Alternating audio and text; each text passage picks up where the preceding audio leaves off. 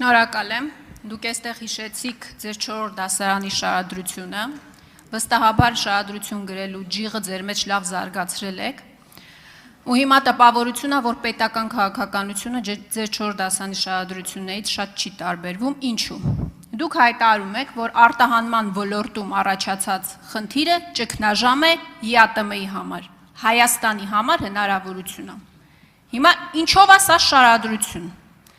ԵԱՏՄ-ում 1%-ից էլ պակաս է կազմում Հայաստանից արտահանվող ապրանքների տեսակարար կշիռը։ Հայաստանի արտահանման ծավալը ԵԱՏՄ շուկայում 30-50% է կազմում։ Դուք, պարոն Փաշինյան, այդ ամբիոնից նաև կառավարության նիստերի ժամանակ պարբերաբար հպարտացել եք արտահանման ծավալներով։ Դուք քարոզարշավի ժամանակ հայտարարել եք, որ Պուտինը ձեր ավագ ընկերն է։ Հիմա եկել էստեղ ընդդիմադիրներին մեղադրում եք այդ խոչընդոտները քաջալերելու համար։ Ինչ ես հարցերը չեք լուծում, եթե Պուտինը ձեր ավագ ընկերն է։ Ընդդիմությունն է փաստորեն խոչընդոտ հանդիսանում, որ լարսում, ապրանքը փտում է, կամ մեր գյուղացիները հենց իրենց դաշտում ոչնչացնում են այդ ապրանքը։ Ուրեմն ճգնաժամը արտահայտվում է կոնկրետ բանով։ ԵԱՏՄ-ն հիմնված է 4 հենասյուների վրա՝ ապրանքների, ծառայությունների, կապիտալի, աշխատաշուկայի ազատ տեղաշարժ։ Եթե այդ ազատ տեղաշարժը կարելի է բանանել, կասեցնել, նշանակում է ԵԱՏՄ չկա։ Խնդիրը առևտրաշրջանառության ծավալի մեջ չի։ Եվ ԵԱՏՄ, այսինքն եթե դա հնարավոր է կիրառել ԵԱՏՄ մի երկրի դեպքում, հնարավոր է կիրառել երկրորդ երկրի, երրորդ երկրի, չորրորդ երկրի դեպքում։ Այսինքն ԵԱՏՄ-ի հենասյուները հանած են տակից, նշանակում է ԵԱՏՄ չկա։ Սրա մեջ է խնդիրը։ Ինչ վերաբերվում է ձեր ասածին, այո, դրա համար ենք մենք թրիփի մասին խոսում, դրա համար ենք երկաթուղու մասին խոսում, որովհետև վերին լարսը դարել է բան,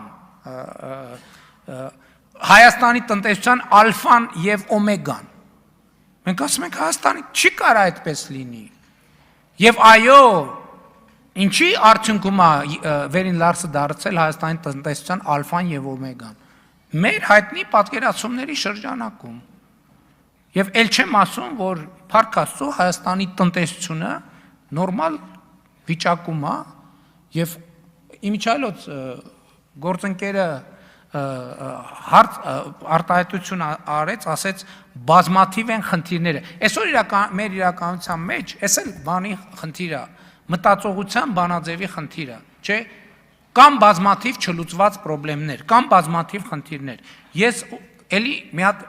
վերջերս մի հատ լուր եմ իմացել, ուզում եմ ձեզ հետ կիսեմ եւ խորհրդանի եւ հանրության հետ։ Աշխարհում ուրեմն պարզվում է չկա մի երկիր, որտեղ չկան բազմաթիվ խնդիրներ։ Չկա տենց երկիր։ Չկա գեթ մի երկիր, որտեղ չկան բազմաթիվ չլուծված հարցեր։ Չկա այդպիսի մի երկիր։ Մի հատ ուրիշ ավելի զարմանալի նորություն ասեմ։ Պարզվում է, երբեք չի եղել։ Ոչ թե կոնկրետ 2026 թվին է այդ իրավիճակը առաջացել։ Մարդկության պատմության մեջ չի եղել մի պետություն եւ մի ժամանակ, որտեղ բազմաթիվ չլուծված խնդիրներ չլինեն։ Այս նախադասությունը, որ մեզանում օգտագործվում է, ասենք երկրում բազմաթիվ չլուծված խնդիրներ կան, բայց հանրապետության հրապարակի շատրվանները երաժշտությունով միացրած են։ Երկրում բազմաթիվ չլուծված խնդիրներ կան, բայց մարդիկ հարսանիք են անում։ Երկրում բազմաթիվ չլուծված խնդիրներ կան, բայց հումորային հաղորդումներ են։ Ժողովուրդ ջան, երբեք չի լինելու այդպիսի իրավիճակ, որ երկրում չլինեն չլուծված խնդիրներ, որովհետև ցանկացած մի խնդիրի լուծում իր հետ առաջաբերում բազմաթիվ նոր խնդիրներ։ Արձագանք։ Հիմա կարելի է հարցին առանց շարադրության պատասխանեք։ Տնտեսվարողները կոնկրետ խնդիրներ ունեն։ Մինչև դուք Եվրամիության ճամփան եք բռնել անհեռանկար, անհասկանալի ժամկետներով, թրիփ եք կառուցելու եւ այլն, մարդիկ կոնկրետ խնդիրներ ունեն։ Մարդիկ վարկերի տակ ճկռած են։ Գյուղատնտեսները ասում եմ իրենց բերքը հենց իրենց դաշտում ոչնչացնում են։ Հիմա առանց շարադրությունների նորից եմ խնդրում։ Դուք ասել եք այդ հարցերը լուծելու եք։ Ինչի չեք լուծում։ Նախ ձեզնից զգացվում է, որ դպրոցում չնայած դա պարտադիր կրթական ծրագրի մաս է, շարադրությունից, այսինքն շարադրության նկատմամբ ձեր կամահարական վերաբերմունքը ցույց է տալիս, որ դուք թելադրության կողմնակից եք, եւ ընդհանրապես ձեր քաղաքական ուժը Հայաստանի Հանրապետությունում գործում է թելադրության ժանրից։ Երբ որ ձեզ բան են անում, թելադրում են, դուք էլ գրում եք։ Իսկ շարադրություն, այդ ինչ կամահարանք է շարադրության նկատմամբ, չեմ հասկանում։ Երկրորդը, Հայաստանի Հանրապետության կառավարությունը արդեն տասնյակից ավել ծրագրեր է ընդունել։ Միլիարդների սուբսիդավորում ենք իրականացնում գյուղացիներին։ Միլիարդների, եւ այդ միլիարդների սուբսիդավորումը արդեն հասցեագրված է եւ հասցված է տերերին։ Էլ չեմ ասում, եթե այդպես է, մարդիկ, եթե ձեր ասածն է, այսօր եկեք գնանք մտնենք ցանկացած շուկա, ցանկացած խանութ։ Նայենք բանջարեղենի գները, նայենք մրգերի գները եւ այդպես շարունակ։ Տեսնենք, այսինքն, եթե ոչնչացման ենթակա միրգը,